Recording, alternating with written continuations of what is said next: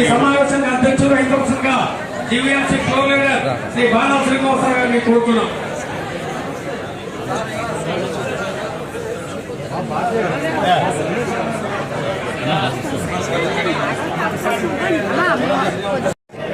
సభాధ్యక్షులు సతీష్ గారు వేదిక మీద రావాల్సిందిగా కోరుతున్నాం.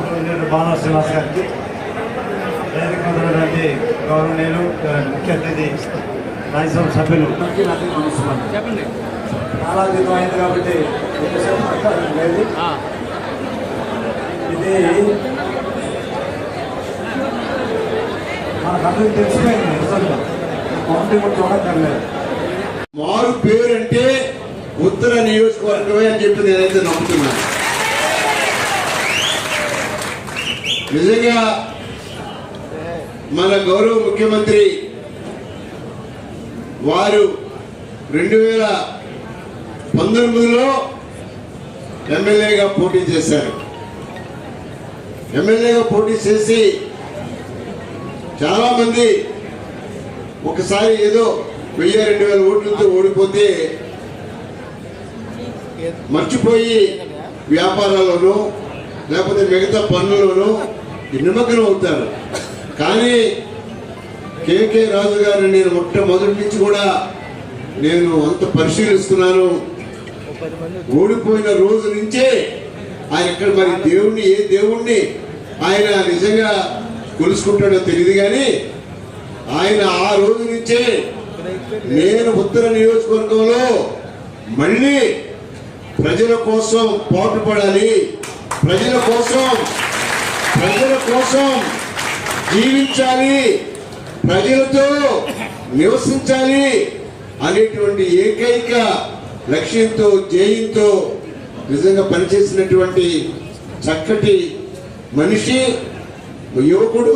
చెప్తున్నాను, ఈ రోజున నార్త్ కాన్స్టిట్యున్సీలో 25,000 నుంచి 30,000 మెజారిటీ, 25,000 నుంచి 30,000 మెజారిటీ నాకున్నటువంటి పరిజ్ఞానంలో నేను చెప్తున్నాను. ఒక ఓటు తగ్గితే నిజంగా నిజంగా మీ అందరికీ కూడా క్షమాపణ చెప్పుకుంటాను.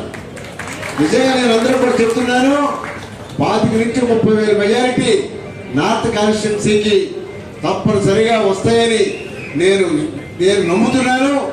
జగన్మోహన్ రెడ్డి గారికి నిజమైనటువంటి విధేయుడు, నిజమైనటువంటి సేవాపరుడు, ఈ పార్టీకి నిజంగా కార్యకర్త ఎవరైనా ఉన్నారంటే అది నిజంగా విశాఖపట్నం సిటీలో కేకే రాజు గారు అని చెప్పి నేను నమ్ముతున్నాను. నిజంగా ఈ రోజున లేకపోతే మనకి అదృష్టం ఏంటంటే ఆ యొక్క ల్యాండ్ టైటిలింగ్ కూడా మనకు లేదు. అర్బన్ లో ల్యాండ్ టైటిలింగ్ తక్కువ. అర్బన్ లో మన పార్టీని ఎంత దారుణంగా వాళ్ళు మోసం చేశారంటే గ్రామాల్లో ల్యాండ్ టైటిలింగ్ యాక్ట్ ఇంప్లిమెంట్ కాకుండానే వాళ్ళు అనేక రకాలుగా వాళ్ళు చాలా మోసం చేశారు ప్రతిపక్ష పార్టీ వాళ్ళు. నేను మీ అందరికీ కూడా మనవి చేస్తున్నాను, అదృష్టం మీ అందరికీ కూడా కలుగుతుందని చెప్పి నేను భావిస్తున్నాను. ఈ రోజు మళ్ళీ రెండోసారి నేను అభ్యర్థిగా నిలబడడానికి జగన్మోహన్ రెడ్డి గారు నాకు ఆశీర్వదించడానికి అన్ని రకాలుగా కూడా సహాయ సహకారాలు అందించి నాకు పునర్జన్మనిచ్చిన వైఎస్ఆర్ కాంగ్రెస్ పార్టీ కుటుంబ సభ్యులందరికీ కూడా పేరు పేరున హృదయపూర్వక ధన్యవాదాలు, నమస్కారాలు తెలియజేసుకుంటూ ఈరోజు మొన్న జరిగిన ఎన్నికల సమయంలో ఈరోజు మీ అందరూ కూడా ప్రతి ఒక్కరు కూడా మీరే అభ్యర్థి అనే విధంగా ఏ విధంగా పోరాటం చేశారనేది మనందరికీ కూడా తెలిసిందే. మీరు చేసిన పోరాటానికి, మీరు పార్టీ కోసం కష్టపడి తీరుకి, మీరు పడిన కష్టం కృషికి తప్పకుండా నేను ఆ జన్మంతా కూడా మీ అందరికీ కూడా రుణపడి ఉంటానని, తప్పకుండా ఆ రుణాన్ని ఉంచుకోకుండా తప్పకుండా మీలో ఒక్కడిగా మీ కుటుంబ సభ్యుడిగా నాకున్న ప్రతి అవకాశాన్ని, ప్రతి అధికారాన్ని కూడా రేపు గౌరవ ముఖ్యమంత్రి వర్యులు శ్రీ వైఎస్ జగన్మోహన్ రెడ్డి గారి సారథ్యంలో, జగన్మోహన్ రెడ్డి గారి ఆశీస్సులతో ప్రతి ఒక్కరికి వైఎస్ఆర్ కాంగ్రెస్ పార్టీ కుటుంబ సభ్యులందరికీ కూడా మీ శ్రేయస్సు కోసం, మీ ప్రయోజనార్థం నాకున్న ప్రతి అవకాశాన్ని, ప్రతి అధికారాన్ని కూడా నిస్వార్థంగా మీకోసం పాటుపడతానని మీ అందరికీ కూడా నేను మాటిస్తున్నాను.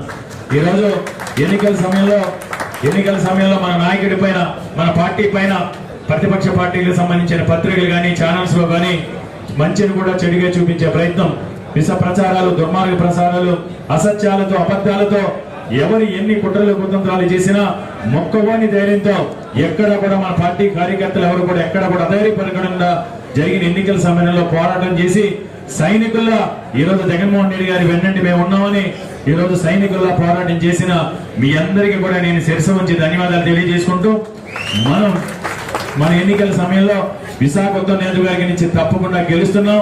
మనం గెలిచి తీరుతాం. అంతేకాకుండా తప్పకుండా వైఎస్ఆర్ కాంగ్రెస్ పార్టీ అధికారంలోకి రాష్ట్రంలో 2019 కంటే కూడా మెరుగైన పల్లెలతో వైఎస్ఆర్ కాంగ్రెస్ పార్టీ రాష్ట్రంలోకి అధికారంలో రాకపోతోంది. జగన్మోహన్ రెడ్డి గారు విశాఖపట్నంలోనే రెండోసారి ముఖ్యమంత్రిగా ప్రమాణ స్వీకారం చేయబోతా ఉన్నారు.